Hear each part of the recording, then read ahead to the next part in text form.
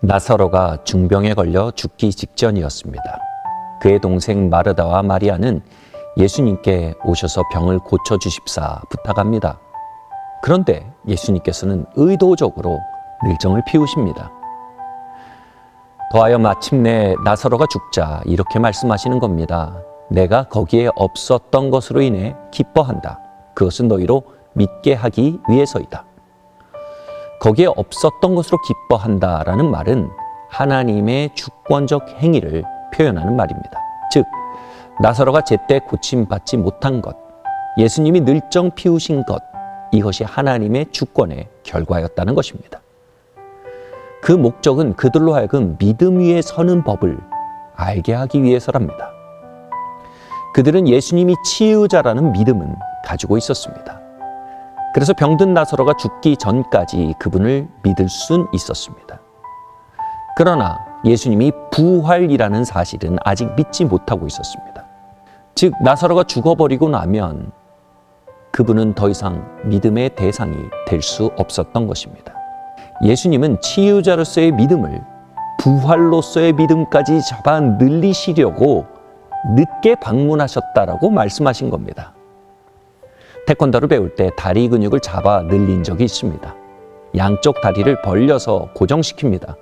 그리고 사범님이 상체를 앞으로 당깁니다. 정말 다리가 찢어질 것 같은데 계속 당깁니다. 그만했으면 좋겠는데도 끝나지 않습니다. 저의 소원은 이것입니다. 이 긴장이 빨리 끝나는 겁니다. 근데 사범님의 목적은 분명합니다. 다리 근육을 잡아 늘리는 것입니다. 예수님은 그들의 믿음을 잡아 늘리는 것을 기뻐하셨다라고 말씀하셨습니다. 이것이 하나님의 주권적 목적이라는 것입니다. 그리고 그것을 위해 아주 늦게 그곳에 나타나셨다고 말씀하시는 겁니다. 2년 전에 저희 아이가 대입을 보았습니다. 단순히 아이의 대입만이 아니었습니다. 저희가 운영하는 기독대안학교에 교육의 열매가 맺혀지는 일이었습니다. 국제입시의 경우 초기 졸업자들이 결과를 내면 후배들에게 엄청난 혜택이 돌아갑니다. 딸아이의 아버지로서뿐 아니라 기독학교의 설립자로서도 매우 중요한 일이었습니다. 그런데 이런저런 악연이 겹치며 어학 인증 시험 점수가 데드라인에 하루 늦게 발송되었습니다. 59분 59초까지 그래도 일 이루어 주실 거야 하고 기다렸지만 결국 발송되지 않고 데드라인을 넘겨버린 것입니다. 12년의 농사가 수포로 돌아간 상황이 되었습니다. 거기에 다른 일들까지 겹쳐 마음이 주저앉은 상태였습니다. 당시 저는 집회에 참여하고 있었습니다.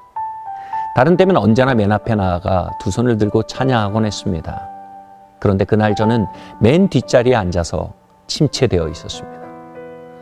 마음에 이런 푸념이 올라왔습니다. 아니 주님, 이 순간에도 찬양을 받으셔야겠습니까?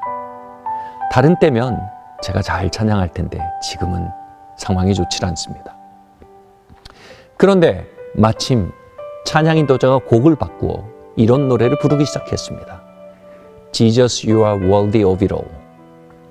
예수님, 당신은 모든 것에 충분히 가치가 있는 분입니다. 그럴 만한 자격이 있는 분입니다. 라는 가사입니다.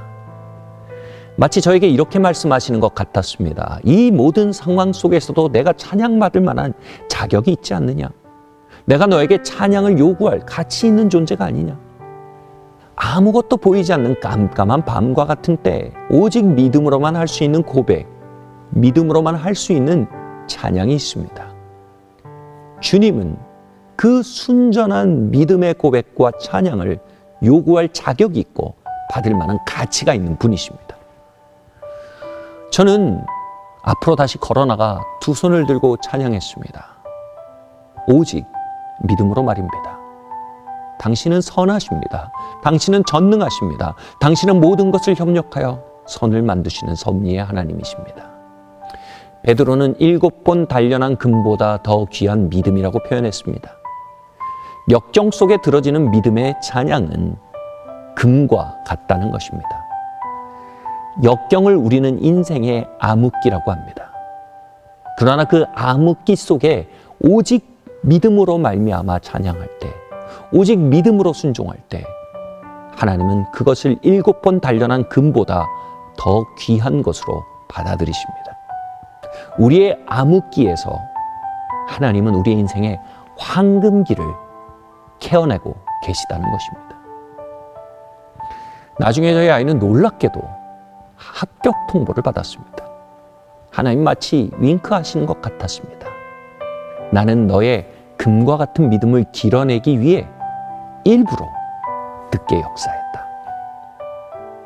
하나님은 작고 늦으십니다. 그 속에 우리의 믿음을, 우리의 금맥을 길어내기 원하시기 때문입니다.